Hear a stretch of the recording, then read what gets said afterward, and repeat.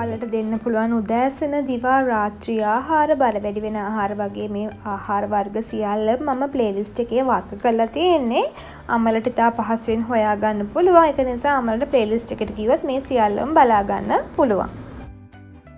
ඒ වගේම මගේ channel එක subscribe කරලා මම බබාලට කෑම හදපු ගමන් දැනගන්න bell icon එක click කරන්න කියලා අම්මලගෙන් ආදරයෙන් ඉල්ලීමක් කරනවා. ආයුබෝවන් සුබ දවසක්. මම අද ඔයගලන්ගේ නිවසට අරගෙන ආවේ බබාලාගේ බර වැඩි වෙන ඒ වගේම චීස් රසට කිරි රසට කැමති බබාලාට චීස් රසති රුලන් වලින් හදන උප්පුමා එකක් හදාගන්න විදිහ.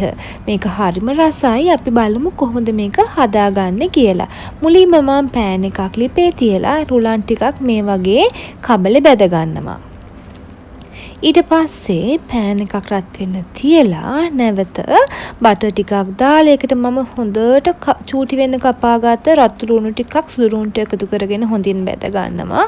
ඊට පස්සේ මම කැරට් ටිකකුත් එකතු කරගෙන හොඳට කලවම් කර ගන්නවා. ඊට පස්සේ ගසාගත්ත බිත්තරයකුත් මේ වගේ එකතු කරලා ඒකත් හොඳින් කලවම් කර ගන්නවා.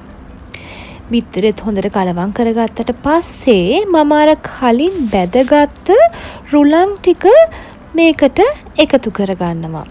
ඊට පස්සේ මම රුලන් එකතු කරා හා සමානව දෙගුණයක් වතුර එකතු කරගන්නවා. එකතු කරගෙන ටික වෙලාවක් මේ සියල්ල තැම්බෙන්න ලිපේ තියලා තියෙනවා.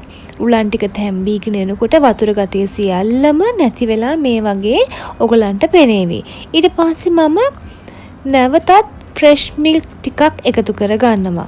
අපි කලින් රුලන් එකතු කරේ ඒ හා සමානම ප්‍රමාණයක් ෆ්‍රෙෂ් මිල්ක් එකතු කර ගන්නවා. දැන් අවුරුද්දට අඩු බබාලට හදනවා නම් වතුර විතරක් එකතු කර ගන්න පුළුවන්. ඒ කියන්නේ වතුර විතරක් 3 ගුණයක් එකතු කර ගන්න පුළුවන්. නැත්නම් ෆ්‍රෙෂ් මිල්ක් වෙනුවට පොල් කිරි ටිකක් එකතු කර ගන්න පුළුවන්. ඊට පස්සේ මම මේ වගේ සියල්ල කලවම් කරලා ටික වෙලාවක් වහලා තියෙනවා මේ සියල්ල හොඳින් තැම්බෙන්න. දැන් තැම්බුණාට පස්සේ නැවතත් වතුර ගතිය හොඳටම අඩු වෙලා මේ වගේ උගලන්ට පෙනේවි. ඊට පස්සේ මම ලිප ඕෆ් කරලා මේකට එකතු කරගන්නවා හීනට ලියාගත්ත නිවිති ටිකක්. ඔයගලන්ට ඕනම පලා වර්ගයක් මේකට එකතු කරගන්න පුළුවන්. ඊට පස්සේ මම ටිකක් නිවෙන්න ඇරලා මේකට එකතු කරගන්නවා චීස් කෑල්ලක්. ඕනම චීස් වර්ගයක් එකතු කරගන්න පුළුවන්. චීස් ටිකත් එකතු කරලා මේ වගේ හොඳින් කලවම් කරගන්නවා. දැන් ඔයගලන්ට මේක පෙනේවි හොඳට මේක නිවුනම හොඳටම මේක උක්කු වෙලා තියෙනවා.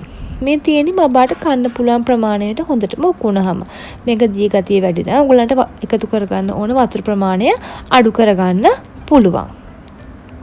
දැන් මම රුලන් උප්පුමා එක හදලා ඉවරයි. ඉතින් අම්මලාත් මේක බබාලට හදලා දීලා බලන්න. බබාලා ආසාවෙන් කෑවනම් මගේ මේ වීඩියෝට ලයික් එකක් දාලා මගේ channel එක subscribe කරන්න අමතක කරන්න එපා. මොන හරි ගැටලුවක් තියෙනවා නම් මට යටින් comment එකක් දාන්න. ඉතින් තවත් දවසක හම් වෙනකන් හැමෝටම සුබ දවසක්.